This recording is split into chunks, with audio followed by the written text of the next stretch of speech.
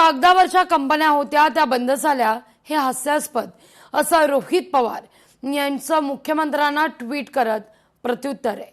आम्ही ओपन पत्रकार परिषद घ्यायला तयार आहोत, किती कंपन्या बंद झाल्या हे पुराव्यानिशी देतो असं रोहित पवार म्हणतायत।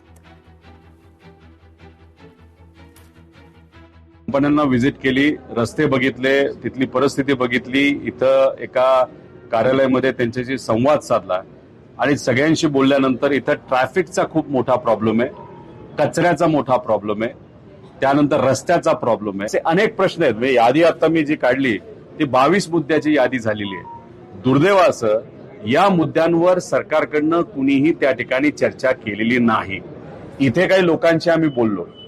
पहिला प्लांट आहे चाकणमध्ये, दुसरा प्लांट आपल्या चाकणमध्ये त्यांनी टाकला नाही, त्यांनी टाकला गुजरातमध्ये। आणि मुख्यमंत्री साहेब असं एखादं वक्तव्य करत असतील की काय नाही कागदावरच्या कंपन्या होत्या त्या बंद झाल्या, हे हास्यास्पद आहे। तुम्हीच सांगा, नाही तर एखाद्या अधिकाऱ्याबरोबर।